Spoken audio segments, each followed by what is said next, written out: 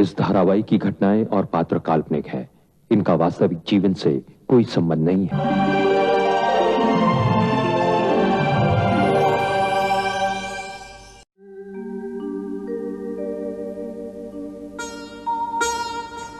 प्रभा जी, मुझे लगता है जैसे कुंती जी आश्रम से निकलने से पहले कोई नौकरी का इंतजाम करना चाह रही हैं। अगर ऐसा था तो उसने नौकरी के लिए इंटरव्यू क्यों नहीं दिया?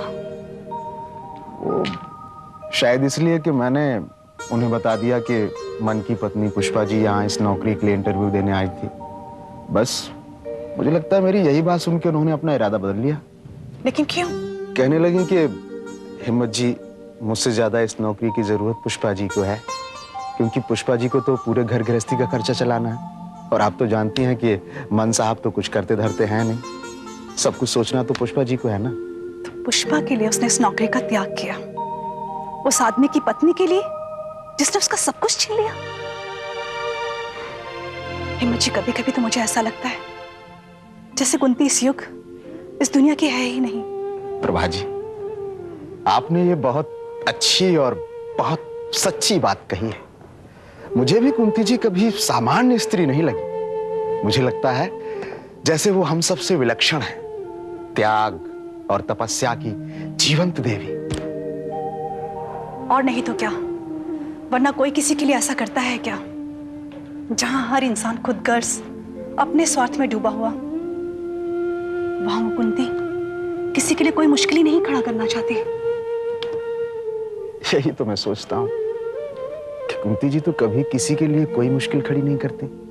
सबके बारे में अच्छा सोचती हैं, सबके बारे में कुछ ना कुछ अच्छा करने की कोशिश करती हैं, लेकिन उनके बारे में ना कोई अच्छा सोचता है और ना कोई कुछ अच्छा करने की कोशिश करता है।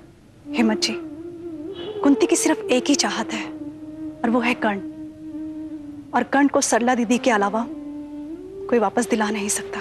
प्रभा जी, ये सवाल आज मैंने पहली बार सरला दीदी के सामने उठाया तो कहने लगी कि कर्ण को गोद देकर उन्होंने कोई गलती नहीं की है, बल्कि भलाई की है कुंती जी के लिए। सरला दीदी ने जिस भावना, जिस दृष्टिकोण से कर्ण को गोद दिया है, हिम्मत जी, वो गलत नहीं था।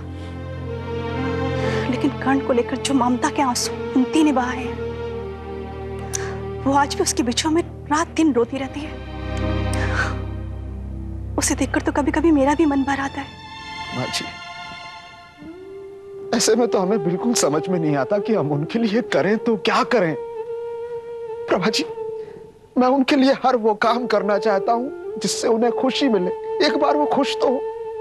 यही सब सोचकर मैं बाजार से एक अच्छी सी प्यारी सी तस्वीर ढूंढ कर लाया था, एक माँ बेटे की। बस बड़े प्रेम से मैंने उन्हें वो तस्वीर दी और उन्होंने देखा और उन्हें कर्ण की याद आ गई। प्रभा जी, वो फिर बिलक बिलक के रोने लगी। कभी कभी तो मुझे लगता है कि जब तक कुंती को कर्ण वापस नहीं मिलेगा, तब तक वो कभी हंसेगी नहीं। प्रभा जी, अगर कुंती जी को कर्ण वापस नहीं मिला तो क्या वो कभी नहीं हंसेंगी? इतने दिनों से तो मैं भी देख रही हूं उसे। 4 साल हो गए, अपने हालात से लड़ते लड़ते वो टूट चुकी है, लेकिन हारी नहीं है। उसे अब भी कर्ण का इंतजार है। मुझे लगता है कि इसीलिए वो आश्रम छोड़ने से पहले कोई नौकरी ढूंढ रही है। ये बात तो उसने मुझसे भी कही थी कि जो उसे बार बार आश्रम से निकालने की धमकी दी जाती है, उसी से तंग आकर वो अब किसी पर बोझ नहीं बनना चाहती। उन्होंने नौकरी करने का फैसला भी किया तो मन की पत्नी पुष्पा जी के खातिर वो मौका भी छोड़ दिया। अरे जानती हैं प्रभा जी, वहां मन भी आया था। क्या? क्या वो कुंती से मिला था? आप भी कैसी बातें करती हैं प्रभा जी। अब मन में इतना साहस है कि वो कुंती जी की आंखों का सामना कर सके। अरे वो तो वहां इसलिए आया था हमारे वो रस्तोगी साहब से मिलने, जो हमारे कंपनी के मालिक हैं। उनसे ये कहने कि वो पुष्पा जी को अपनी कंपनी में नौकरी ना दें, बस। क्यों? वो इस बात के लिए तैयार नहीं कि उसकी पत्नी नौकरी करे? शायद उसे इस बात की शर्मिंदगी हुई होगी कि वो तो कुछ करता धरता है नहीं, तो पत्नी क्यों काम करे? घर गृहस्थी चलाने के लिए किसी एक का तो काम करना बहुत जरूरी है। इसीलिए पुष्पा जी एक औरत होकर घर से बाहर नौकरी ढूंढने निकल पड़ी, और मन अभी भी घर में घुसा रहता है, बिल्कुल नाकारा। कुंती ने यही सोचकर पुष्पा की मदद करनी चाहिए होगी। उसने सोचा वो तो अकेली है, कैसे भी अकेले अपना गुजर बसर कर लेगी, लेकिन पुष्पा के लिए ये नौकरी मिलना बहुत जरूरी है। प्रभा जी, जब कुंती जी सबके बारे में भला सोचती हैं, कुछ ना कुछ अच्छा करने की कोशिश करती हैं, ईश्वर उनके लिए कुछ ना कुछ बहुत अच्छा करेगा, जरूर करेगा। हाँ हिम्मत जी, मैं तो सिर्फ यही प्रार्थना करती हूँ कि भगवान उसका भला करे।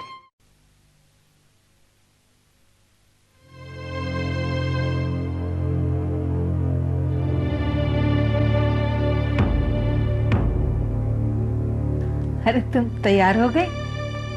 भगवान तुम्हारा भला करे। माँ जी, पता नहीं क्यों आज एक अजीब सी घबराहट हो रही है। घबराहट? घबराहट कैसी?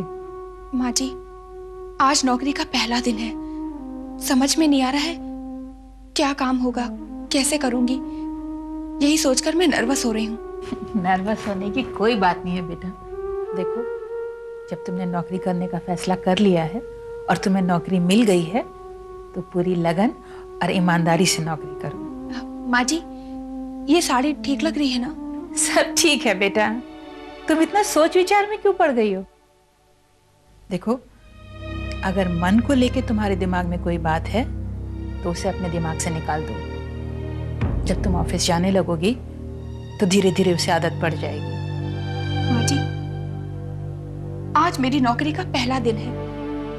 मैंने सोचा था मन मुझसे कहेंगे कि चलो तुम्हें छोड़ आऊं, लेकिन वो जानबूझकर आज सुबह ही घर से बाहर निकल गए ताकि उन्हें मेरा सामना न करना पड़े। वो कब तक तुम्हारा सामना नहीं करेगा? हाँ, आज उसे ये सब बुरा लग रहा है, लेकिन जब महीना खत्म हो जाएगा और तुम तनख्वाह लेकर के आओगी तब वो सब कुछ भूल जाएगा, क्योंकि पैसे की जरूरत इस घर को भी है और मन को भी।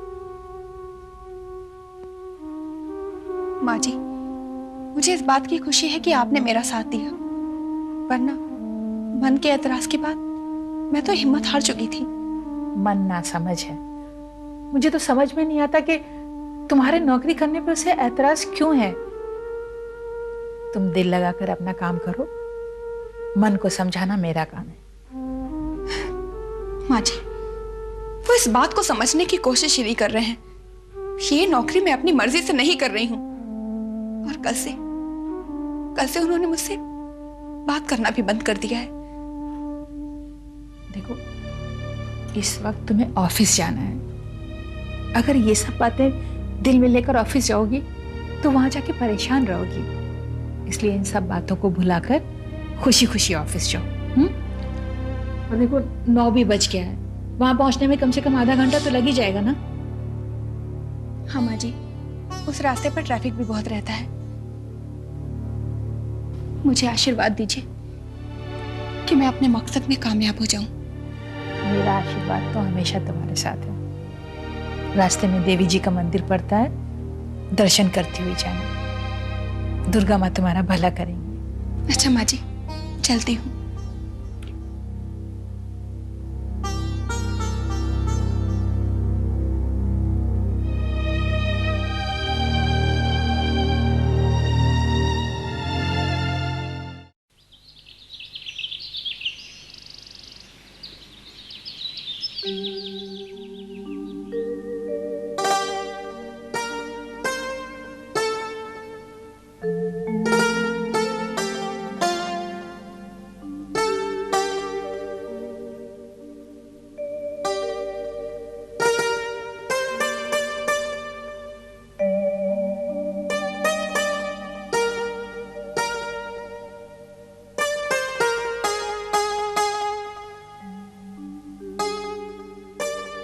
अरे पुष्पा, तुम यहाँ कब आई? बस अभी आकर तो खड़ी हुई हूँ। तुम्हें पूजा करते देख रही थी। पूजा तुमने अपने हाथों की, अब प्रसाद मेरे हाथों खाओ। प्रसाद? कोई खुशखबरी है क्या? कौन सी खुशखबरी लाई हो पुष्पा? नमस्ते सरला जी, अंदर आइए ना। ये लीजिए, मुंह मीठा कीजिए, फिर मैं आपको खुशखबरी भी सुनाती हूँ। बात यह है कि मुझे नौकरी मिल गई है। आज पहला दिन है। काम पर जा रही थी तो सोचा कुंती के दर्शन भी करती चलूं। मैं जानती हूँ। क्या आप जानती हैं? मेरा मतलब है, जब मन कोई काम धंधा नहीं करता तो तुम्हें तो काम करना पड़ेगा ना। भगवान का लाख लाख शुक्र है जो मुझे ये नौकरी मिल गई, वरना वहां पर काम के लिए बहुत ढेर सारे लोग आए थे। भगवान के साथ साथ उस इंसान का भी शुक्रिया अदा करो पुष्पा। आप किस इंसान की बात कर रही हैं? वही वो उस कंपनी के मालिक जिन्होंने इतने लोगों में तुम्हें चुना है। रस्तोगी साहब ने सचमुच मुझ पे बहुत बड़ा एहसान किया है। जब मैंने वहां देखा कि इतने काबिल लोग आए हैं तो मैं थोड़ी निराश तो हुई थी। इतने काबिल लोगों के बीच मुझ हाउसवाइफ को भला कौन नौकरी पर रखेगा? पुष्पा जहाँ चाहा वहां रहा। अगर उन्होंने तुम्हें ये नौकरी दी है तो जरूर उन्होंने तुम्हारे अंदर कोई काबिलियत देखी होगी। लेकिन पुष्पा, तुम्हारा वो पति यानी कि मन, क्या वो कभी काम नहीं करेगा? अब ये तो वही बेहतर बता सकते हैं। वो तुम्हारा पति है और तुम्हें अपने पति के बारे में जानकारी होनी चाहिए। पति नाम के रिश्ते को मैं अपने लिए कोई पहेली नहीं बनाना चाहती जिसे हर वक्त बूझने में ही मैं अपना सिर खपाऊं। लेकिन आखिर वो चाहता क्या है? कोई तो इरादा होगा उसका। उनका इरादा है बहुत बड़ा आदमी बनने का। बड़ा आदमी बनने का? घर का खर्चा तो उठाया नहीं जा रहा और सपने हैं बड़ा आदमी बनने के। पुष्पा, ये बात मैं तुमसे कह रही हूं, तुम्हें बुरा तो नहीं लग रहा ना? बुराई तो ये है कि वो मेरे पति हैं। इससे ज्यादा मैं और कुछ नहीं कह सकती। अच्छा पुष्पा, मन को तुम्हारे काम करने पर एतराज तो नहीं? एतराज तो उन्हें बहुत है। वो तो चाहते ही नहीं कि मैं घर के बाहर भी कदम रखूं। उन्हें लगता है मेरे नौकरी करने से उनकी इज्जत घटेगी। उनके खानदान में आज तक किसी औरत ने कभी नौकरी नहीं की। अगर वो 4 पैसे कमा कर लाता तो तुम्हें नौकरी करने की जरूरत क्यों होती? ये बातें माँ जी ने उन्हें बहुत समझाई, लेकिन उन्हें पता नहीं किस बात का डर है। उन्हें लगता है कि मेरे नौकरी करने से उनकी इज्जत घटेगी। जब पेट का सवाल पैदा होता ना, वह इज्जत नहीं देखी जाती। उसे तो खुश होना चाहिए कि उसे तुम्हारी जैसी पत्नी मिली। तुम्हारी जगह कोई और होता ना तो ये बर्दाश्त नहीं करती। सरला जी, मुझे तो लगता है कि रिश्ते होते ही बर्दाश्त करने के लिए हैं। जहां ये बर्दाश्त का मादा खत्म होता है ना, वही रिश्ते टूटकर बिखर जाते हैं। क्यों कुंती? अब मैं क्या कहूं? ऐसे किसी रिश्ते को निभाने का मुझे तजुर्बा ही नहीं है। सच कहूं कुंती, तुमने पहले ही धोखा खाकर रिश्ते की पहचान कर ली। अब तुम्हें किसी रिश्ते को निभाने की मजबूरी या कोई बंधन तो नहीं? पुष्पा, मुझे ऐसा लगता है कि इस दुनिया में तकलीफ उसे भी है जिसका अपना कोई रिश्ता नहीं है, और उसे भी है जिसका अपना कोई रिश्ता है। अपने इसी रिश्ते की तकलीफ को भुलाने के लिए तो मैं घर के बाहर निकली हूं। अपने पैरों पर खड़ी होकर 2 पैसे कमाऊंगी तो घर का खर्चा भी चलेगा और किसी पर बोझ भी नहीं बनूंगी। ये तुमने सही फैसला किया पुष्पा। आज के जमाने में जो औरत अपने पैरों पर खड़ी नहीं, उसकी कोई कद्र नहीं। और हो सकता है तुम्हें नौकरी करता देख मन शर्मिंदगी महसूस करे और अपने लिए भी कोई नौकरी ढूंढ ले। बहुत साहस बटोर कर, अपने आप को मजबूत बनाकर मैं घर के बाहर काम के लिए निकली हूं कुंती। रास्ते में मंदिर गई तो मुझे लगा तुमसे बिना मिले मेरे दर्शन अधूरे रह जाएंगे। कुंती, तुमसे मिलकर ही मैं खुद को इस लायक बना पाई हूं। आज मुझे अपनी शुभकामनाएं, अपना आशीर्वाद दो कि मैंने जो रास्ता चुना है उस रास्ते पर चलते समय मेरे कभी कोई कदम ना लड़खड़ाए। ये क्या कर रही है पुष्पा? आज तुम्हारी नौकरी का पहला दिन है, मैं तुम्हें गले लगाकर शुभकामनाएं दूंगी।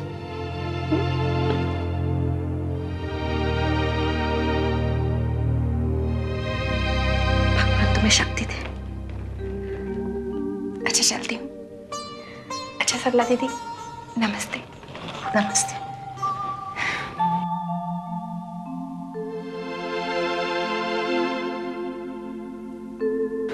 सरला दीदी, ऑफिस में फोन बजा है। जाकर देख ले किसका है। ठीक है दीदी। अच्छा रुक जा, मैं खुद देखती हूँ।